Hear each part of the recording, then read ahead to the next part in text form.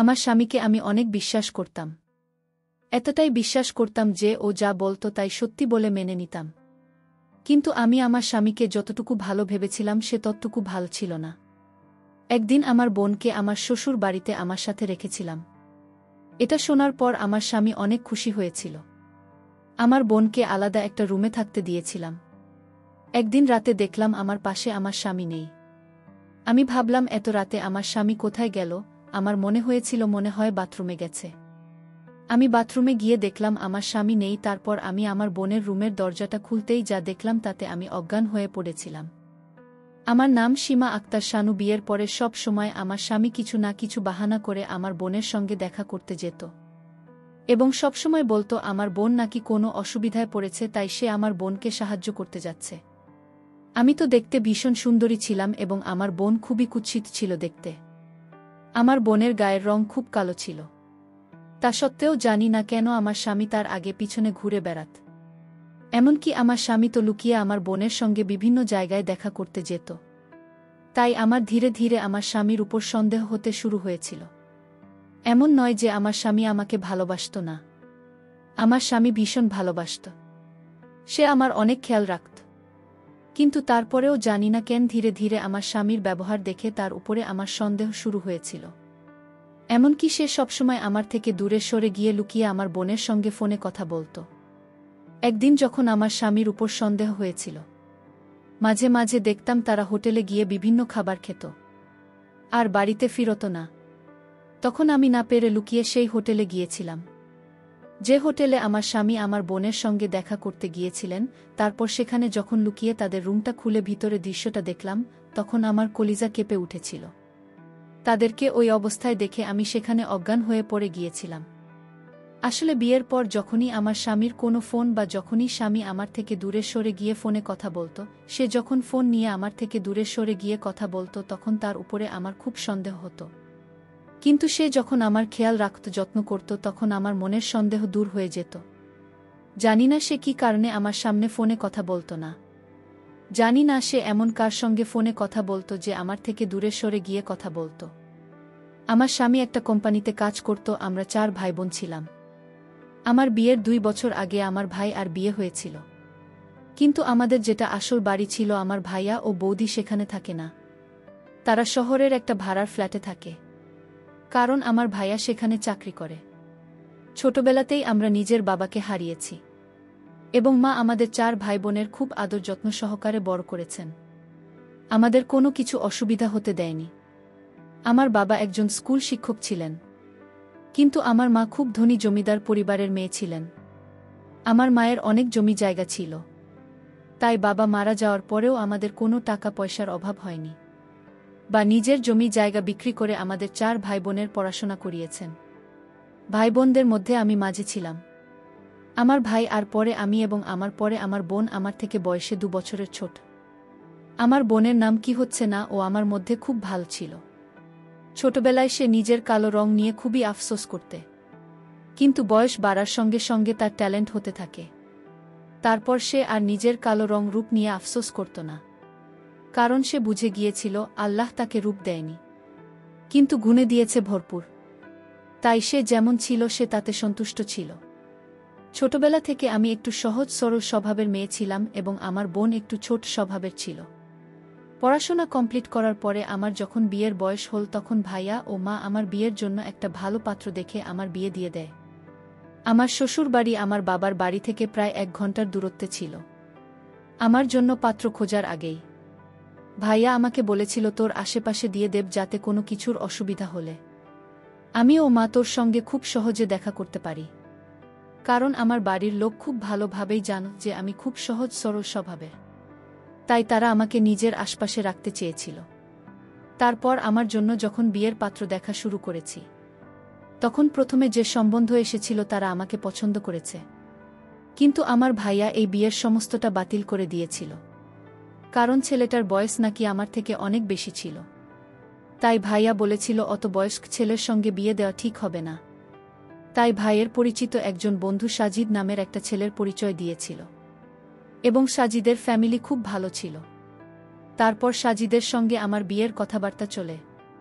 সাজিদের আগে আমাকে আরও ২০ জন পাত্র দেখতে এসেছিল এবং তারা সবাই আমাকে পছন্দ করেছিলেন, কারণ আমি সহজ সরল স্বভাবের হলেও দেখতে ভীষণ সুন্দরী ছিলাম। কিন্তু আমার ভাইয়া অনেকগুলো কারণের জন্য সেই সব অন্ধগুলোকে বাতিল করে দিয়েছিল। কারণ তাদের মধ্যে কারো হয়তো বয়সে আমার চাইতে অনেক বেশি, কারো হয়তো ফ্যামিলি ভালো নয়, এই সব কারণের জন্য ভাইয়া অনেক সম্বন্ধ বাতিল করে দিয়েছিল। কিন্তু তারপরে সাজিদের ব্যাপারে যখন খোঁজখবর নেয় তখন ভাই আর খুব পছন্দ হয় এবং আমার মায়ের তো ভাইয়ের উপরে খুব ভরসা ছিল যে ভাইয়া নিশ্চয়ই একটা ভালো পাত্র দেখে আমার বিয়ে দেবে। প্রথম দিনের মা ও বাবা এবং তার ছোট বোন আমাদের বাড়িতে এসেছিল এবং তারা এটা ভেবে এসেছিল যে আমাকে যদি তারা পছন্দ করে তাহলে একটা স্বর্ণের ঋণ দেবে এবং আমাকে দেখতে এসে তারা প্রথম দিন আমাকে একটা স্বর্ণের আংটি পরিয়ে দিয়েছিল এবং প্রথম দিন দেখতে এসে আমাদের বিয়েটা পাকা হয়ে গিয়েছিল। শুধু তাই নয়, আমাকে দেখতে আসার আগেই সাজিদ আমার ফ্যামিলির ব্যাপারে খোঁজখবর নিয়েছিল এবং সাজি যখন আমাদের পরিবারের খুব নাম শুনেছে তখন তারা প্রথম থেকেই তৈরি হয়ে এসেছিল। তারপর বিয়ে হয়ে আমি যখন শ্বশুর বাড়ি এলাম তখন দেখলাম সত্যি আমার শ্বশুর শাশুড়ি এবং স্বামীর ব্যবহার ভীষণ ভালো ছিল, কারণ আমার যেহেতু বাড়ি থেকে দেখাশোনা করে বিয়ে হয়েছিল তাই আমার কোনো আইডিয়াই ছিল না যে আমার শ্বশুরবাড়ির লোকজনেরা কেমন হবে। এদিকে আমি যখন বিয়ে হয়ে শ্বশুরবাড়ি চলে এসেছিলাম তখন আমার বোন সারাদিন বারবার আমাকে কল করত এবং এটাই বলতো যে বন্ধুর শ্বশুরবাড়ি চলে যাওয়ার পরে আমি একদম একা হয়ে গেছি রে, আর না তোকে ছাড়া বাড়িতে মন ভাল লাগে না। আসলে আমি ভাবতাম আমার বোন তার মনের সব কথা হয়তো আমাকে বলে, কিন্তু এটাই আমার মনের সব থেকে স্বামীর ভুল ধারণা ছিল। এদিকে বিয়ের পর স্বামীর সঙ্গে যখনই আমি বাবার বাড়ি যেতাম আমার বোন সারাদিন আমার স্বামীর সঙ্গে গল্পতে লেগে থাকত।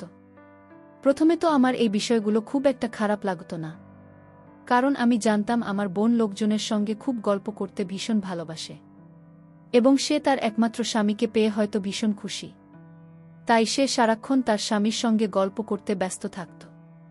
কিন্তু ধীরে ধীরে এই বিষয়গুলো আমার খুব খারাপ লাগতে শুরু হয়। এভাবে আমার বিয়ে হতে প্রায় ৩ মাস হয়ে গিয়েছিল এবং আমার বিবাহিত জীবন ভীষণ ভালো কাটছিল। তারপর শ্বশুরবাড়িতে একদিন আমরা সবাই মিলে সকালের জল খাবার খাচ্ছিলাম। ঠিক ওই সময় আমার স্বামীর মোবাইল বেজে উঠল। তখন সে নিজের মোবাইলে কলটা কেটে দিল। এভাবে প্রায় কলটাকে যখন কেটে দিল তখন আমি জিজ্ঞেস করলাম, তুমি বারবার কলটা কেটে দিচ্ছ কেন? তোমাকে ফোন করেছে? আমি কথা বলে না কেন? স্বামী তখন আমার মুখের দিকে তাকিয়ে অনেক বেশি ঘাবড়ে গিয়ে বলল, আমার ক্লায়েন্টের ফোন আসছে, আমি একটু বাইরে গিয়ে কথা বলে আসি। তারপর আমার স্বামী মোবাইল নিয়ে বাইরে চলে গিয়েছিল।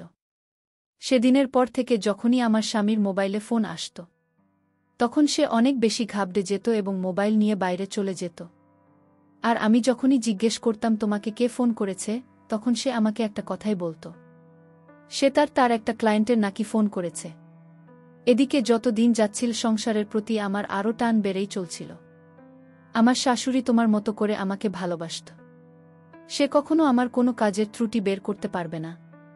এমনকি আমার রান্নাবান্না খুব একটা ভালো না হলে উনি আমাকে কিছু বলতেন না। শাশুড়ির শুধু আমাকে একটাই কথা বলতেন, ধীরে ধীরে তুমি তো সব কিছু শিখে যাবে। উনি যেহেতু অসুস্থ ছিলেন তাই আমার কাছে সে রকমভাবে সাহায্য করতে পারতেন না।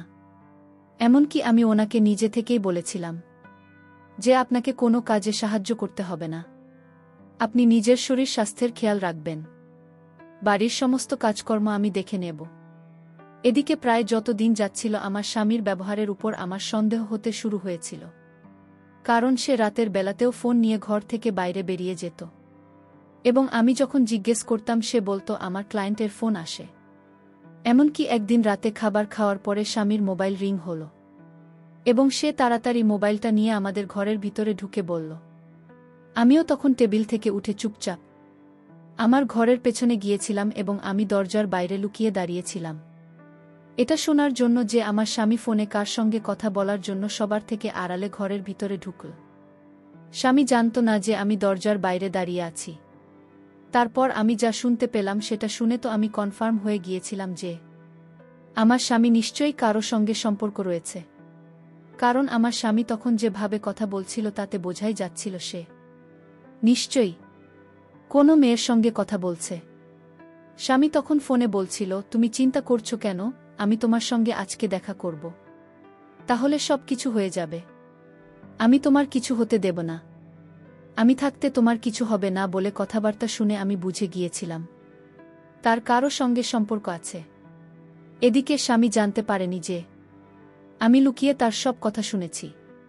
আমার স্বামী বলেছিল তার সঙ্গে নাকি হোটেলে খাবার খেতে যাবে, এবং যে হোটেলের নাম বলেছিল সেই হোটেলটার নাম আমি মনে রেখেছিলাম, কারণ ওই হোটেলটা আমাদের বাড়ি থেকে 7 মিনিটের দূরত্বে ছিল, এবং আমি ভেবে নিয়েছিলাম স্বামী এখন বাড়ি থেকে বেরোবে। তখন আমি লুকিয়ে স্বামীর পিছনে পিছনে যাব। রাতে জানতে পারি যে আমার স্বামী কার সঙ্গে লুকিয়ে দেখা করতে যায়। সব কিছু শোনার পরে আমি নিজের চোখের জল পড়া বন্ধ করতে পারিনি। তখন আমার মনে হয়েছিল আমার স্বামী কি তাহলে আমাকে ভালোবাসার নাটক করছে। তার পরের দিন সকালবেলাকে ফোন করে সব কথা বলেছিলাম যে বেশ কিছু দিন থেকে আমার স্বামী লুকিয়ে ফোনে কারো সঙ্গে কথা বলে। আমি যখন কান্নাকাটি করছিলাম তখন রানু আমাকে ফোনে অনেক বুঝিয়েছিল। এমনকি সে আমার কান্না শুনে থাকতে না পেরে সেদিন বিকেলবেলা আমার সঙ্গে দেখা করতে এসেছি। আসলে শ্বশুরবাড়িতে তখনও এই কথাগুলো কেউ জানত না। আমি শুধু নিজের বোনকে বলেছিলাম, প্রথমে তো মনে হয়েছিল পরে এরকম ব্যবহারের কথা সবাইকে বলে দেব, কিন্তু আমাকে রানু বারণ করেছিল। সে আমাকে বলেছিল এইভাবে নিজের চোখে কোনো কিছু না দেখে শুধুমাত্র কানে শুনে উত্তর স্বামীর উপর সন্দেহ করা ঠিক নয়। স্বামী তোকে অনেক ভালোবাসে, তারপরে তুই কেন স্বামীকে সন্দেহ করিস? আমি তখন রানুকে স্বামীর ব্যাপারে এবং তার ব্যবহারের ব্যাপারে সব কিছু বলেছিলাম যে সে অর্ধেক রাতে ফোন নিয়ে ঘর থেকে চোরের মতো লুকিয়ে বাইরে বেরিয়ে যায়। তারপরেও জানি না কেন আমার বোন আমাকে বারবার একটাই কথা বলেছিল, তুই শুধু স্বামীকে সন্দেহ করছিস। তারপর আমার কথা শুনে বোন বলেছিল, ঠিক আছে, তো যখন স্বামীর উপর সন্দেহ হচ্ছে তাহলে কালকে আমিও তোর সঙ্গে যাব, এটা দেখার জন্য যে স্বামী লুকিয়ে তার সঙ্গে দেখা করে কিনা। তারপর সেদিন আমার স্বামী যখন সকালে খাওয়া দাওয়া সেরে বাড়ির বাইরে বেরিয়েছিল তখন আমি শাশুড়িকে বলেছিলাম বাজারে যাচ্ছি, এবং আমার সঙ্গে যেহেতু বোন ছিল আমার শাশুড়ি আমার বাইরে যাওয়া নিয়ে কিছু বলেননি। আমার শাশুড়ি ভালো মনের মানুষ ছিলেন, কিন্তু বাড়ির বুথের বাইরে যাওয়া খুব একটা পছন্দ করতেন না। কিন্তু সেদিন যেহেতু আমার বোন আমার সঙ্গে ছিল তাই আমার শাশুড়ি কিছু বলেনি। তখন আমি কিছু লুকিয়ে সেই হোটেলে গিয়েছিলাম, যে হোটেলে আমার স্বামী মেয়েটির সঙ্গে দেখা করার কথা বলেছিল। তারপর হোটেলে গিয়ে যা দেখলাম তাতে আমার দম বন্ধ হয়ে যাবার অবস্থা হচ্ছিল, কারণ আমি যা সন্দেহ করেছিলাম সেটাই হয়েছিল। হোটেলে একটা টেবিলে আমার স্বামী একটা মেয়ের সঙ্গে বসে অনেকক্ষণ ধরে কথা বলে যাচ্ছিল। আমি অবস্থায় নিজের কষ্ট ও কান্না চেপে ধরে রাখতে পারিনি, তাই আমি নিজের বোনকে ধরে কাঁদতে শুরু করে দিয়েছিলাম। আমি বোনকে বলেছিলাম, দেখেছিস তো, আমি তোকে বলেছিলাম না তোর স্বামী কোনো অন্য মেয়ের প্রেমে পড়ে গেছে। ঠিক ওই সময় আরও একটি বিষয় লক্ষ্য করেছিলাম, রুমের লাইটটা বন্ধ হয়ে গেল। আমিও তো কিছুই বুঝতে পারছিলাম না এই ব্যাপারটা কি। রুমে শুধু ডিম লাইট জ্বলছিল। ডিম লাইটের আলোয় আমি দেখলাম যে মেয়েটিকে দেখতে পেলাম সে একটি অন্য মেয়ে অন্য একটি ছেলের সাথে গল্প করছে, আর আমার স্বামীর বন্ধু ছিল ছেলেটি। আমার স্বামীর বন্ধুকে সাহস দেওয়ার জন্য এখানে আসত, কারণ আমার স্বামীর বন্ধু কোনো মেয়ের সাথে কথা বললে ভয় করত, আর তাই যদি তার পাশে থাকে তাহলে সাহস বেড়ে যায়। আমার বোন তখন বলল, তুই আর কখনো তোর স্বামীকে সন্দেহ করবে না। ওই সময় সবকিছু নিজের চোখে দেখার পরে আমার নিজের উপর খুব লজ্জা হচ্ছিল, কারণ সত্যি আমি শুধু শুধু স্বামীর উপর সন্দেহ করছিলাম। তারপর আমি আর রানু সব কিছু দেখার পরে বাড়ি ফিরে চলে এসেছিলাম। বাড়ি আসার পরে আমি ওকে বলেছিলাম, আজ তুই আমার সঙ্গে না থাকলে আমি আমার স্বামীকে ভুল ভাবতাম, তাই তুই কিছু দিন আমার সঙ্গে এই বাড়িতেই থাক, তাহলে আমার ভাল লাগবে। আমি আমার বোনকে কিছুদিন থাকতে বলেছিলাম, এবং সে থাকতে রাজি হয়েছিল। আমাদের রুমের পাশে একটা ছোট ঘর খালি ছিল, ওই ঘরে থাকতে দিয়েছিলাম।